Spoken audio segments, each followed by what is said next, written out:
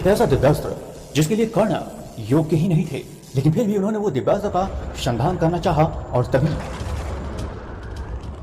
सर्वप्रथम आप सबको बता दें कि महाभारत युद्ध के दौरान अंगराज कर्ण ही थे जो कि इंद्रदेव के दिया हुआ शक्ति बाण का संधान किया था। इसके अलावा उन्होंने भार्गवस्त्र, नागस्त्र जैसे अमोघ अस्त्रों का संधान अर्जुन पर किया था, लेकिन इसके बाद भी वे बार बार असफल रहे अर्जुन को क्षति पहुंचाने में। आप सभी को बता दें कि अंगराज कर्ण इसके अलावा अग्नि अस्त्र और वरुण अस्त्र जैसे घातक दिव्यास्त्रों का संधान किया, जो वास्तविक रूप में आज के समय के लिए परमाणु बम से भी अधिक शक्तिशाली माने जाते हैं। आप सभी को बता दें कि स्वयं सूर्यपुत्र कर्ण के पास उनके गुरु परशुराम के द्वारा दिया गया कई ऐसे अमोघ दिव्यास्त्र थे, लेकिन महाभारत युद्ध के अंतिम पड़ाव में जाते हुए अंगराज कर्ण वे सभी दिव्यास्त्रों को भूल चुके थे। यहाँ पर दोस्तों आप सभी को यह भी जानकारी दे दें कि इन सभी दिव्यास्त्रों में से सर्वश्रेष्ठ एक ऐसा दिव्यास्त्र जो वास्तविक रूप में अलौकिक था, और वो था ब्रह्मास्त्र, जो अंगराज कर्ण के पास भी था। यानी स्वयं सूर्यपुत्र कर्ण भी इस महादिव्यास्त्र का ज्ञान रखते थे, लेकिन वे कभी भी इस महादिव्यास्त्र का संधान कर ही नहीं पाए।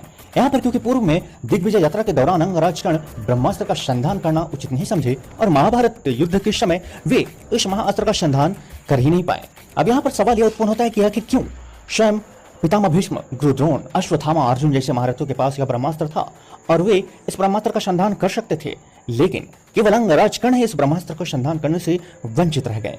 क्या वे वास्तव में ब्रह्मास्त्र के योग्य नहीं थे? दोस्तों यह सवाल अत्यंत महत्वपूर्ण है। आप सभी को बता दें कि महाभारत युद्ध के दौरान स्वयं गुरु द्रोण और पितामह भीष्म भी ब्रह्मास्त्र का ज्ञान रखते थे, और स्वयं वे चाहते तो कभी भी ब्रह्मास्त्र का संधान कर सकते थे।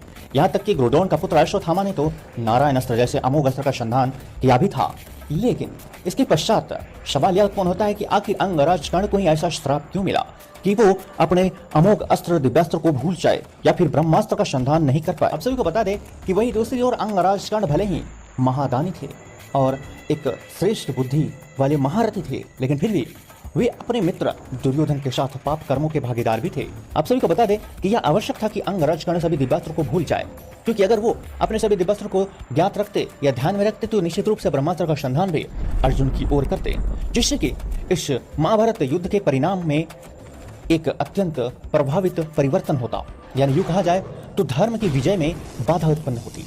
यही कारण था कि अंगराज कर्ण के भाग्य में यह लिखित था कि वो महाभारत युद्ध में अपने अंत समय में सभी दिव्यास्त्रों को भूल जाएंगे। यहाँ पर यह भी एक कारण था अंगराज कर्ण का अंत का और उनके वीर गति प्राप्त होने का। दोस्तों अपने पाप के भागीदार होने के कारण है पितामह भीष्म, गुरु द्रोण जैसे महारथी भी उस युद्ध में धराशायी हुए, क्योंकि यह सदा से ही कहा गया है कि पाप और अधर्म का साथ देने वाले का हमेशा सर्वनाश ही होता है।